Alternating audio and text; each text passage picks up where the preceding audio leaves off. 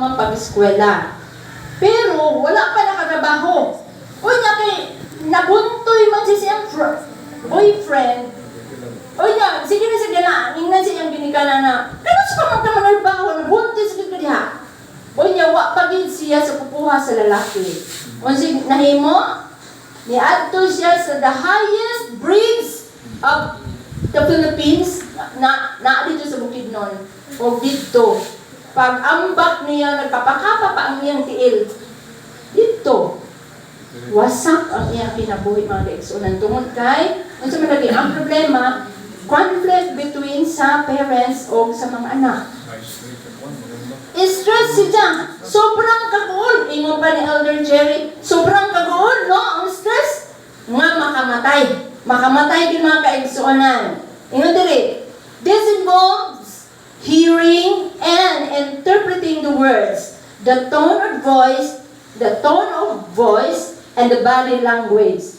Kinibitang mo ingon ra ka nga, iya naman gud, kana bang hindi naman gud na, pero may na, hay, kalapit gikan.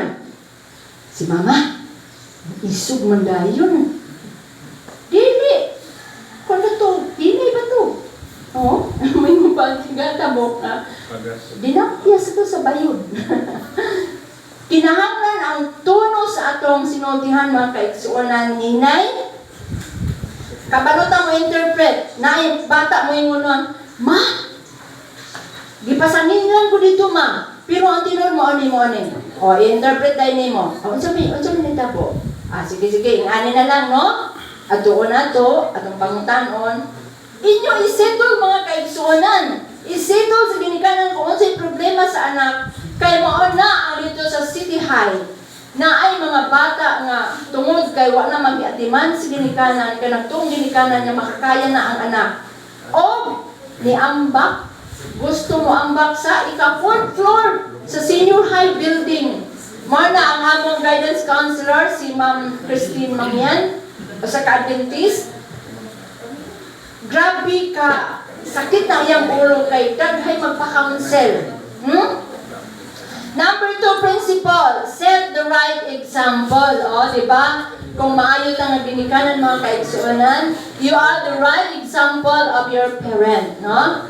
Si Elder Jerry o Ma'am Alma, ako din may experience sa ilang nga, wagin sila nagkulang kang Jirel, no? Tanan may, tanan pagpalangga, tanan gasto. Gipakita, gihatag tungod ka ilang higugma ang ilang anak. Mausan na sa tuwa, ang amo lang dito, gabi yung kabagtik, mga kaigsunan. Gabi yun ka, rito ba ng bata. Pero kami na lang ang magpaubos. Kadlaw na dako, naglani sa baba o anak. Ako na lang nga, patunga. Lisod na, may nga naging silingan. Papagan, alas 6, naglanis naman eh. We teach our children by what we do and what we say. Deuteronomy chapter 6 verse 5 to 7 o nga ito pagsulti 1 Corinto 11 verse 1. Ingon ko nung pag-ingon na anak, ayaw pa ni Garilio pero nakita ng tatay na ni Garilio. Ingon pa, dili kunin mo kasundugon. Ikaw lagi. Modelo. Modelo. Teach them what we do. Kanang kung gusto nimo nga mahimong mapuslanon ang inyong mga anak, mga kaigsuonan, ang mga babae tudloan sa mga mama, ang mga lalaki tudloan sa papa unsay maayong buhaton.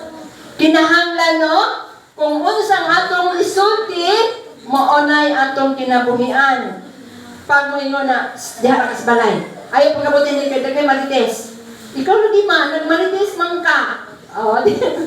Mga kaigsunan, kinahanglan, let us not violate what we do and what we say nga atong himo nga example sa atong mga anak. Deuteronomy chapter 6 verse 5 and 6. Love the Lord your God with all your heart, with all your soul, and with all your strength. Never forget these commands that I am giving you today. So at kung atong higugmang itong Ginoo mga kaigsunan, higugmaon sa nato ang mga kabtangan nga gihatag sa Ginoo kanato. Ingon pa si Ma'am Alma kagabi. Kanang himo ng fetus no, pagkagamhanan si Dios nga wala kay bawo nga ang connection sa utok hangtod sa lapalapa. Grabe gid ang sumpay ana nga ang Dios lamang nakahimo. Pero ang pangutana mga kaigsonan inon dayon. Kang kinsa man ang anak? No, kang kinsa man ang anak? Moingon dayon. Kang kuan diyan kang almalaig diyan anak, kang Jerry laig. Pero the right word to say mga kaigsuonan, kang kinsa ng anak, ang atong tubag is anak sa Dios, gipiyan ka, Sister Alma of Elder Jerry. Si Jerry, anak sa Dios. Kaya ang Diyos ang nagmugna na sa tawag ka sa inahan. Yoy, kaalam-alam ang lalaki o babae, biisan mag-apot pa ng egg cell o sperm cell. Hindi na mapurma kung walay gahom nga nagpasiog daan na. So, atong timanan, kang kinsa ng anak? Anak sa Diyos. Kasi ang yan, kang kinsa ng anak? Kang Bernadette. Gipiyal kang Bernadette. Pag mo yung gani, kang kinsa ng anak? Anak sa Diyos, gipiyal ka. Madyaon na ginikanan. So, Deuteronomy 6, verse 7, teach them to your children. Repeat them when you are at home and when you are away, when you are resting and when you are working. Ibalik-balik dyan may sa mga kabataan. Ingon din sa 1 Corinto chapter 11 verse 1. Imitate me then just as I imitate Christ. Atong sundugon si Ginoong Hesus. O dili ta magpa-influensya. Kining influensya sa kalibutan mga kaigsunan. Mauni ang number 1 nga nakadaot sa mga huna-huna sa mga batanon. Daghan ang mga musukol sa ginikanan, daghan ang way pakialam sa ginikanan, pero maingon bitaw ang ginikanan nga, mo pa siya ang panahon kung kamo na ang mahimong ginikanan. Pag ang curse naman dadon dyan, no? Baus-baus na lagi ko, no? Imbis mahimayan, maingon na, mo abot talaga gihapon ang panahon kung kamo na ang mahimong ginikanan. Times 7 na ba yun? Kung unsa ka kamalita, times 7 ng imong anak, ay pasila dili kay ato nang gitonglo ang atong mga anak mga kaigsuonan. Next principle, assure your child of your unconditional love. Parehas kang Elder Bernard. Masay mabot siya muna nga, sila ni akong bata. Kaya na-sure naman na nga din no? Sila ni akong bata. Pagka, adi na lang natin sumpayan. Kinahanglan, bisan ng ana ang ato mga anak, mga kaigsuonan nga may ngunta, hindi kasakit na din sa akong ulo. Ni mataa. Pero ang unconditional love, di kinamawala. Bisan on sa pakasagdahan, sige dire, pagbayon, pag-eskwela, pagtarong, magbinuotan, tanan pahimang, no. The most important need of a child from infancy to adolescence is the assurance of being loved. Di ba? Pag ganindod kayo, mga kaigsunan, daghan batanon karon nga. Wala na ginikanan. Wala nagmahal. Naglong sila nga naay guardian, naay parents nga mo atiman sa ilaha. Pero nabitaw na ay mo embrace sa ila, panahon sa ilang kalisod, problema o uban pa. Pero mga kaigsunan, swerte kaayo ang mga batanon karon. Kanya mga batanon karon diri na ang ilang ginikanan, na ang ilang mga igsoon. Anytime mo doon sila, ay magpasabang maglambing-lambing lablab anay sila. Di ba? Magpalablab anay. Assurance of being loved. Wala, di na mapalit o dili kabayaran gid na siya nga paghigog mga kaigsuonan gikan sa ginikanan ngadto sa ilang mga anak. Many teenagers are longing to hear those three precious words.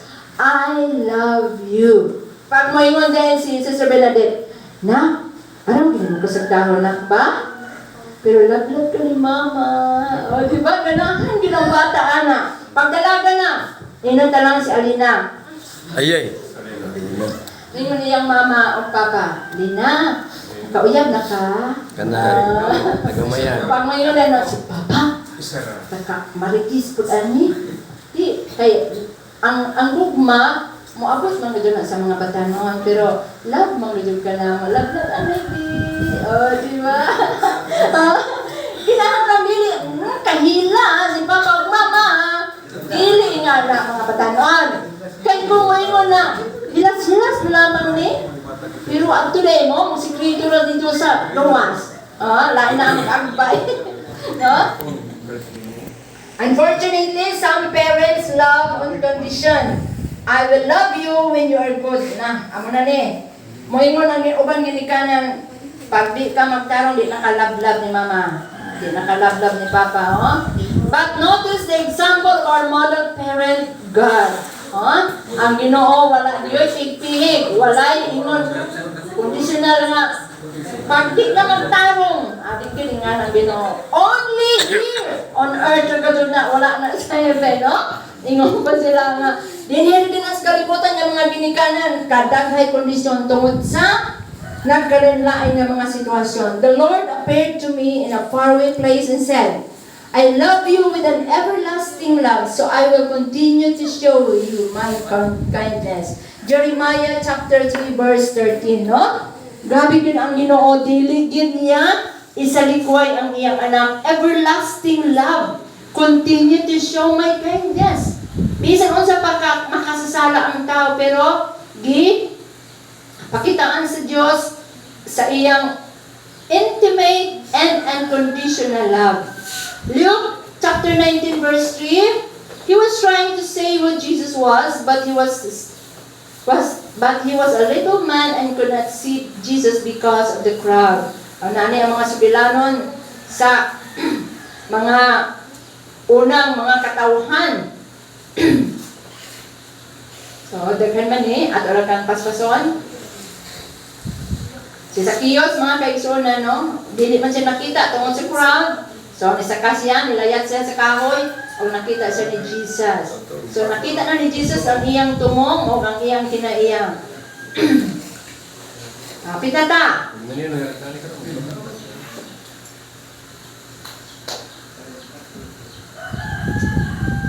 So, sa Luke 19, verse 8, Zacchaeus stood up and said to the Lord, Listen, sir, I will give half my belongings to the poor. And if I have cheated anyone, I will pay back 4 times as much. No? Sa iyang pagkaila sa Ginoo, natandog ang iyang kasing-kasing mga kaigsunan o iyang ulian katong iyang mga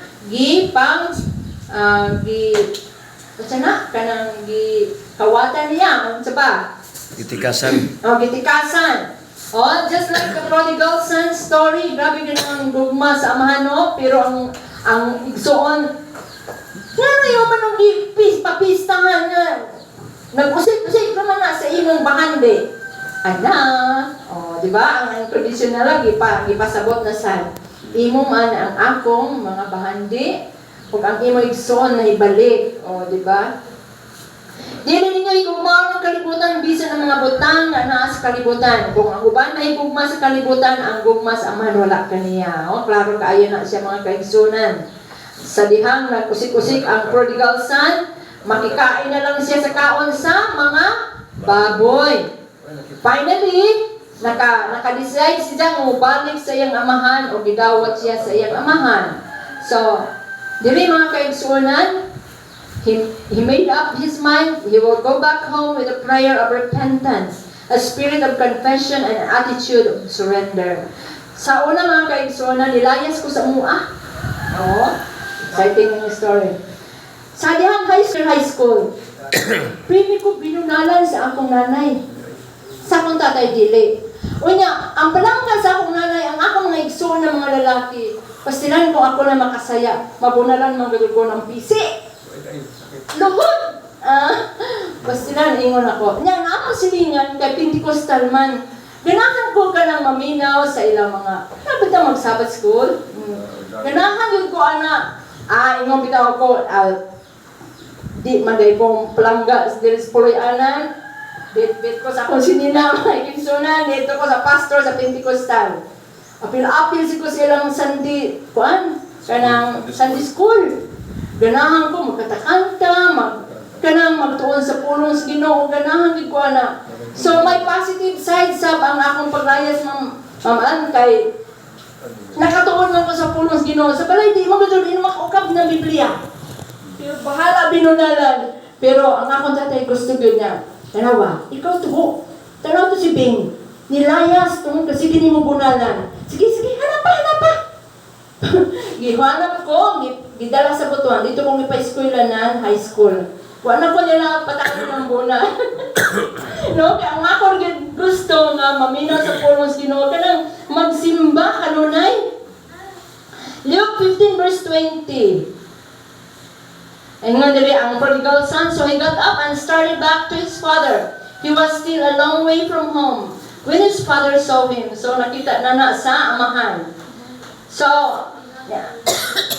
So kung naman dili si slides Ma'am Al, nga kung makasala ta sa Buhat 22 verse 16. Busa pagpabunyag na aron mahugasan ka sa imong mga sala pinaagi sa pagsampit sa iyang ngalan. So diri usab ang kuano na gihapon ang larawan no, bautismo. Hugasan mga sala aron mahimo ang angayan sa kingharian sa